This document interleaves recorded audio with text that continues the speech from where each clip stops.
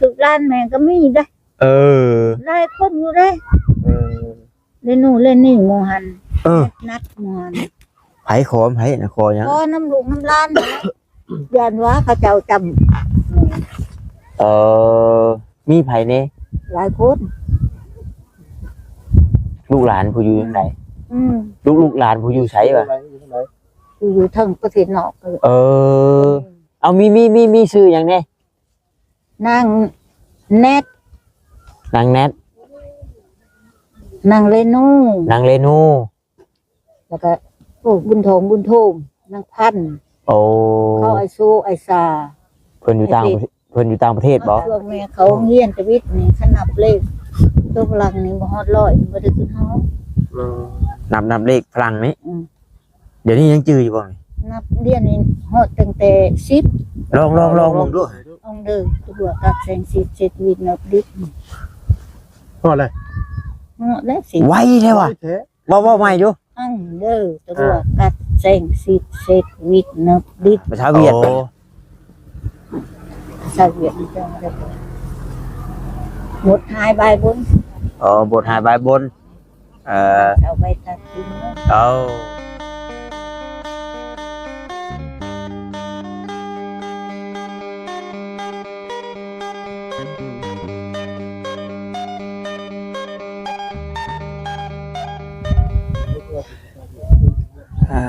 ธ่พี่น้องเนาะข่อยคำลงแรงเลยมื้อนี้เบิ่งทรงคือฝนสิตกได้พี่น้องเอ้ยฝนทั้งนี้ก็ผู้เจ้าเอิ้นกินเมื่อกินห้ำล่ะ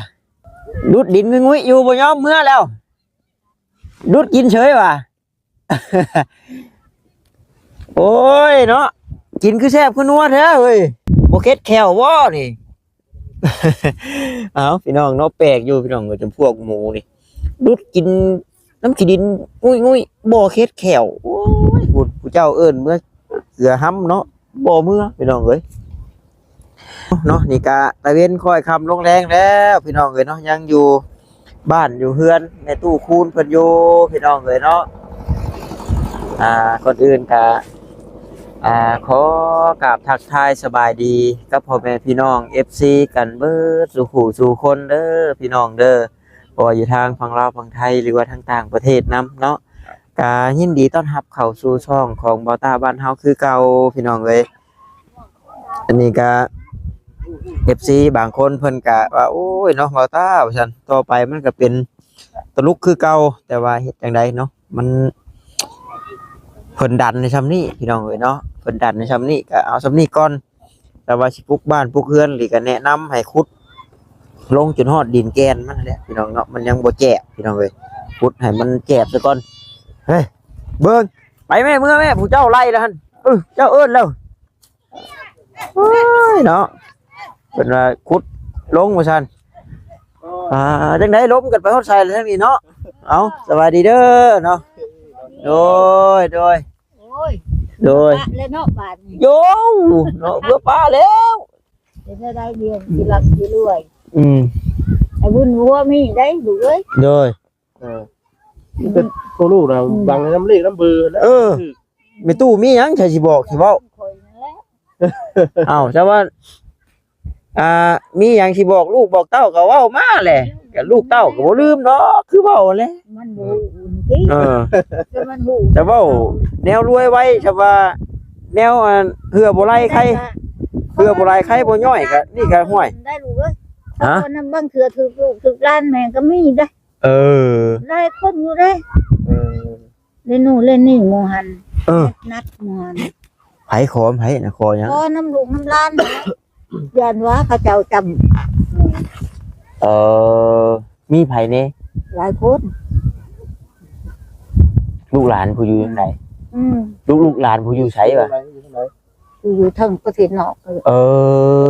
เอามีชื่อหยังแน่นางแนทนางเรนูแล้วก็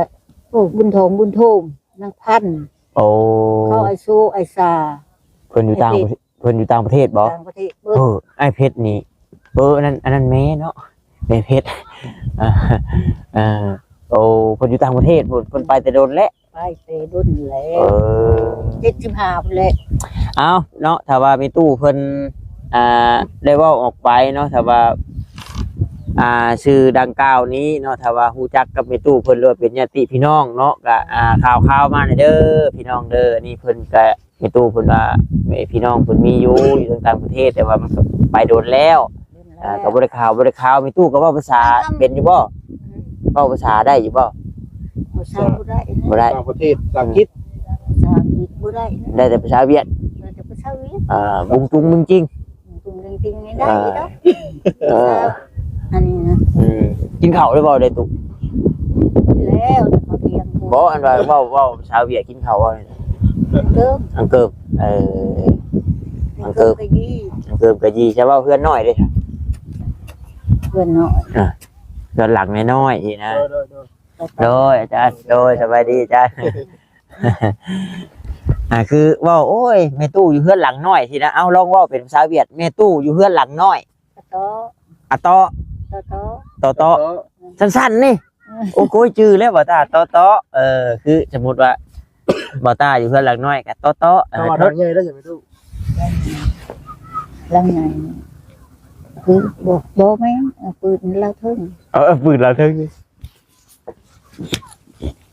โต ตอ นี่ไง อืม คงโตบ่ไง คงโตบ่ใหญ่โตนี่ใหญ่เนาะความจำมีตู้มันดีเลยเนาะอายุ90ปลายเนาะ อายุ90ปลายบางคนเพิ่นก็ว่ามีตู้แล้วลืมไปจักว่าฉันฮอดบ่90ปลายจื้อเนาะตู้เนาะเกิดปี1900จังไดก็ อันก็ลอยนี่บ่ตื้อ แต่ว่าจื้อแท้อยู่เนาะจื้อเนาะในจังหวะแบบนั้น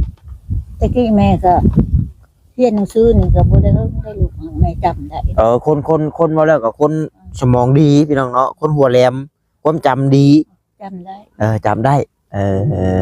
ตะกี้แต่เขาช่วงแม่เขาเรียนชีวิตนี่ขนับเลขตัวพลังนี่บ่ฮอด100บ่ได้ขึ้นเฮา นับเลขพลังนี้เดี๋ยวนี้ยังจื้ออยู่บ่ นับเรียนนี่ฮอดตั้งแต่10ลองมึงดู องเด้อตัวกัดแสงสิเจ็ดวินนับดิบ พออะไร ฮอดแล้วสิ ไวแท้ว่ะว่าใหม่ดู องเด้อตัวกัดแสงสิเจ็ดวินนับดิบ โอ้อองเดอร์แล้วก็ องเด้อ อองเดอร์แล้วก็มันยังตะลัวแล้วก็ กัดแสงสิเจ็ด กันแซงซิดแน่นบ่แล้วก็มันยังก็ นิดบ่ ดิบ นิด เบิด อะเบิด ฮอดแต่10 อ๋อ กินข้าวเวียดก็หมด เอาชาวเวียด องเด้อตัวบ่องเด้อ ภาษาเวียดบัดนี้ ชาวเวียดจังได้หมดหายใบบน บทหายบายบนเอาไปตัดทิมมื้อ เอาเนาะภาษาโอ้เก่งในประตูแล้วเนาะเรียนรู้ไงเรียนรู้อันว่าเรียน โอ้หนาวได้ตัวเจ้าบ่หนาวบ่เจ้าคือบ่แบบบ่นุ่งเสื้อแขนยาว แล้วหน้าแต่ว่าบ่ฮู้ เจ้านุ่งเสื้อแขนยาวใส่ดีกว่าโอ้หนาวเย็นจิ๊ะ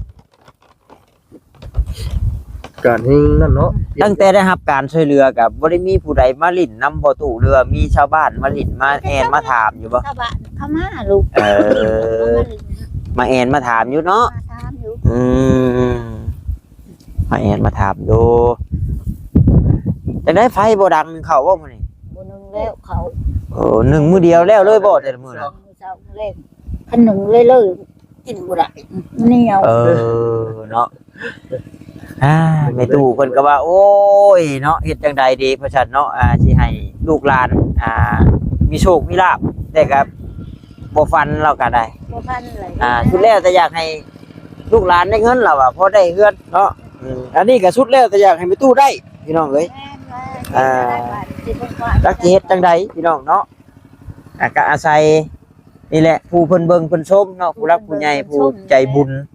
ผู้ใจบุญใจดีผู้อยู่ทางใกล้ทางไกลเนาะถ้าเพิ่นอยากสดอยากซอยอันนี้ก็เว้าอีกเทื่อนึงพี่น้องเนาะก็เห็น FC เพิ่นบางคนเพิ่นก็กำลังติดตามหรือว่าจังใดเนาะเพิ่นว่าโอ้เนาะทีมงานยูทูบเบอร์เอาเงินผู้ใหญ่มาเป็นคอนเทนต์หรือว่าเอาเงินผู้ใหญ่เพิ่นไปหาช่วยเหลือ ก็ถึกแล้วที่เจ้ามิ่นมาเงินผู้ใหญ่เนาะบ่าวสาลีก็นำเงินผู้ใหญ่เพิ่นไปช่วยเหลือบ่แม่นสิเอามาใช้เองได้แม่นถ้าเป็นสะพานบุญก็บ่แม่นสิได้เว้าว่าอันนี้เงินเบาต้าเองเด้อ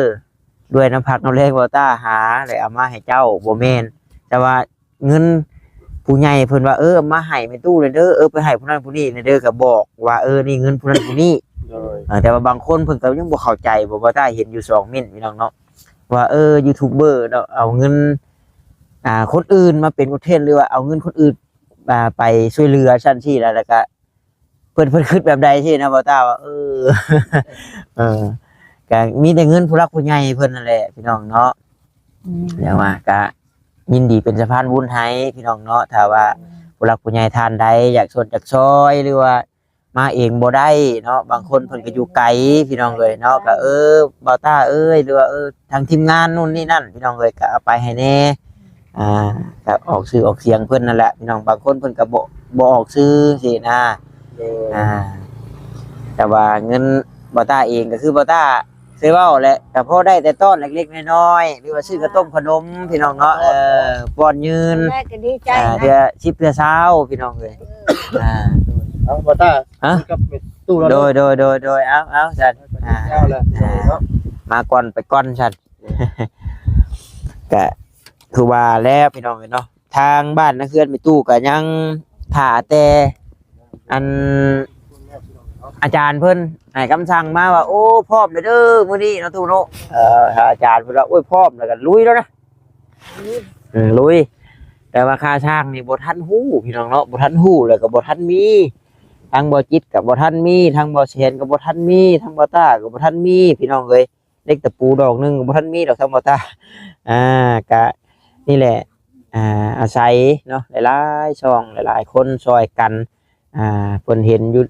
ช่องนั้นช่องนี้พี่น้องเอ้ยเนาะอยากสดจากซอยมาก็ยินดีเป็นสะพานบุญให้คือบ่ตาว่าแหละผู้เบิ่งผู้ชมเนาะก็ขอให้ได้บุญนํกันพี่น้องเอ้ยเนาะบ่ช่วยเงินช่วยคำก็ช่วยเบิ่งช่วยกดไลค์กดแชร์ให้ช่วยเบิ่งโฆษณาให้ก็สาธุพี่น้องเนาะบุญนํกันอย่างไทตู้คือได้ฝ่ายผูกแขนเลยมื้อนี้ลืมสังเกตบ่นี่ไปผูกแขนเขาจะแล้วเขาจะผูกผูกแขนเดือนชามไม่ชามคำบ่เขาจะเพื่อนนี่ผูกแขนกับเพื่อนนั้นตามเพื่อนผูกแล้วเขาจะผูกไม้แล้วก็เดือนชามไม่ชามคำนี่ไปตู้กับบ่ได้ขายประตูเหล้าแล้วเนาะบ่มีเหล้าเนาะตู้บ่มีเหล้าบ่ได้ขายแล้วโอ้ยชำนี่ก็กินบ่บกจกบ่ลงเลยนึกหลายครับแม่นกินบ่บกจกบ่ลงอะไรลูกอาม่านี่ยังบ่ได้จกเอาดีแล้วตัวเนาะคนเฒ่าดีแล้วอันนี้โอ้ยซื้อเปิดสมุดอันนี้จะลืมแล้วลูกลืมได้จักถังนึงนี่ก็โอ้ยพี่น้องเอ้ยอันนี้จักอย่างใดแล้วเรื่องเฮือนเรื่องชาญกันเนาะก็จักสิง่ายจักสิไวพี่น้องเอ้ยเพราะว่าเฮาก็ยังบ่มีงบค่าสร้างแน่แล้วก็ผลตรวจหรือว่าค่าสร้างบ่ทันออกมาพี่น้องเนาะก็คือทางชาวบ้านเพิ่นก็เห็นดีนํอยู่พี่น้องเนาะทางพระอาจารย์เพิ่นนั่นแหละพานำพาเนาะมีหยังเพิ่นก็ป้อนก็ยืนอยู่ซั่นคือพี่น้องทางต่างประเทศเนาะถ้าว่าเห็นถ้าว่าเบิ่งก็โอ้ยขอนำในเด้อแม่ตู้เพิ่นว่าพอได้เฮือนเนาะได้ซ่านก็ถ้าว่าเห็นหน้าเห็นตากันก็สิจื้ออยู่บ่ตู้เนาะหลายปีบาดนี้แหละจื้อแล้วจื้อบ่ผู้จื้อแล้วลูกยันว่าไปแต่น้อยผู้แต่1,970บ่จะเท่าไหร่ก็เขาเจ้าก็ใหญ่เติบมาแล้วคือเขาเอื้อยเพชรนี่ก็เอื้อยเพชรบ่ผู้หญิงบ่เดี๋ยวนี้นะเอื้อยเพชรนี่เขาก็ไปต่างประเทศจักว่าคนบ้านนั้นเขียนจักว่าแม่เพชรนี่จักถ้าว่าบ่ตาเว้าผิดก็ขอโทษขออภัยนำเด้อพี่น้องเนาะเพราะว่าคุณทางแม่เพชรนี่เพราะว่าทางเพิ่นมักเข้าทางบ่แสนแต่ว่าเจ้าน่ะเอื้อยเพชรเนาะเพิ่นคนบ้านนาหนองเขียนบ่พี่น้องเนาะชื่อจักโอแม่นก็บ่ฮู้ก็บ่ฮู้แต่ว่ามีชื่อเพชรมีเนาะเพราะว่าโอ้ยเพิ่นไปแต่ข้าวกินก็หลายเนาะตู่เนาะแต่ว่าบาดนี้นี่เพิ่นอยู่ต่างประเทศกับอยู่ลาวนี่เพิ่นยังหนุ่มได้บางคนเนาะ คือว่าขออนุญาตนำพี่น้องเนาะผู้รักผู้ใหญ่เพิ่นมานี่บ่ต้าเคยเอิ้นเพิ่นให้เอิ้นในน้ำเอื้อยในน้ำอ้ายนะบัดถามแล้วอายุเพิ่นป้าโทรหา60แล้วแต่ว่าเพิ่นก็สะดวกให้เอิ้นแบบซั่นก็บ่เป็นหยังแต่ว่าแรกๆนี่แข็งอยู่เด้แข็งปากอยู่บ่กล้าอยากเอิ้นนะเพิ่นบัดคือว่าหน้าตายังหนุ่มแต่ว่าอายุบัดหลายสินะคือบ่ต้าเห็นทางแม่เพิ่นเนาะเอาเงินให้มื้อนั้นแหละให้ไปซอยทางครอบครัวน้องเพิ่นอยู่แก่ผิวซ่าจะเอิ้นเพิ่นเอื้อยพุ่นแหล้วพี่น้องเนาะหน้าตาเพิ่นยังหนุ่มยังน้อยบัดถามรถ50ปลายแล้วป๊าดว่าฮะเพิ่นอยู่พุ่นแหละเพิ่นบัดคือทางแม่ตู้นี่บัดนี้บัดยังทอลูกอยู่บ้านนี่ผู้นึงเนาะแล้วก็อยู่บ้านยังจะบอกบ้านกงไฮผู้นึงแล้วก็เท่านี้เนาะหลายๆคนเพิ่นก็ถามว่าแม่ตู้นอนอยู่จังซี่นี่บ่ย่านอีหยังบ่พี่น้องเนาะก็ย่านก็มันจำเป็นเนาะตู้เนาะแม่นนะก็จำเป็นนั่นแหละ ที่แรกน่ะเพิ่นบ่ได้เชื่อได้ตู้เพิ่นว่าโอ้เนาะแม่นบ่ว่าซั่นแต่ว่าโอ้เนาะได้คำยืนยันจากทั้งในบอกในบ้านทั้งลูกบ้านก็หลายพี่น้องเอ้ยเนาะว่าแม่ตู้เพิ่นอยู่อีหลีแต่ก็จังได้นี่แหละดำเนินการเรือได้มาถ่ายทางแม่ตู้เพิ่นเผยแพร่ให้ทางพ่อแม่พี่น้อง FC ได้เบิ่งนำกันพี่น้องเนาะแล้วก็ได้ถามเรื่องราวเพิ่นโอ้พี่น้องก็ถือว่าแม่ตู้เพิ่นนี่ก็ยังโชคดีอยู่พี่น้องเนาะมีทางผู้หลักผู้ใหญ่เพิ่นยื่นมือเข้ามาซอยเรื่องเฮือนเรื่องซ่านก็ถือว่าโอ้ยเนาะสาธุนำสิบ่ได้นอนหนาวอันผ้าห่มหรือว่าอันนี้ขาดได้แล้วบาดนี้ขอให้ได้ไว้ในตู้เด้อบ่แฮงนอนฝันดีๆเด้อบ่แรงเด้อมื้ออื่นมันสุกเลขออกโยจะว่าคลองแตนว่าให้รวยไว้ก็เห็นแต่นั้นแหละแต่ว่าหาเงินนั่นเพื่ออะไรแค่ย่อยนี่เต็มที่ก็ได้เพราะมือละแสนขึ้นแหละบัดเอาเฮ็ดได้ดิมันบ่พันมันบ่พันนี่ก็บ่หยอกบ่แซวสิดอกเนาะคนเฮาบ่ฮอดมือบ่ฮอดคาดยังบ่ฮอดยานบ่ฮอดข้าวนี่บ่ได้เด้พี่น้องอันนั้นคือลาเทื่อแม่นอยู่ได้ลูกโอ้ยมันก็บาดดวงขึ้นแหละตัวเนาะบาดดวงขึ้นก็ได้พี่น้องเนาะบาดมันเมนฮะมันบอกคุณโตบอกคุณโตแล้วบ่มันว่ามึงเป็นอยู่ตรงนั้นซื้อกูเขียนให้มึงเบิ่งเอาเด้อมึงสิลงบ่สิบอกเลยเนาะเขียนพึ่งตัวเดียวก็ออกพึ่งเลยเนาะเห็นเนาะมาโผดมาผายในเป็นยังคาช้างกับทันมีลายเถื่อนนะบัตรไปตู้แบบคนบัตรไปตู้แบบโปรมักซื้อเลขเนาะเอาตากับมักว่าวมักถามในพี่น้องเนาะมักว่าวมักถามแต่กับโบเคยถือดอกพอน้ำเลขน้ำเบอร์นี่จำเพื่อโบไลไข่โบย่อยก็โบได้อย่างนี้แล้วก็พอได้แก้ไปนะตู้เนาะให้50เคยพูดอย่างนี้คือต้องเล็กแล้วออกบอกเขาบุษย์จะเอาไม่ตู้แล้วมันออกแล้วมันเขามาเนี่ยมันออกเลยว่าไม่ตู้แล้วเราก็เถ่าแล้วพี่น้องเนาะแล้วก็อยู่ไปว่าสิแหละดูนะโชคดีที่ว่าโอ้ยไม่ตู้แล้วแบบโบเคี่ยวหมากโบสูบยาพี่น้องบางคนเถ่าบางคนโอ้ยเคี่ยวหมากแน่ชื่อยาชี้ขกชี้แขวน้ำแน่พี่น้องเลยกินแต่เขาลูกเลี้ยงกับอาหาร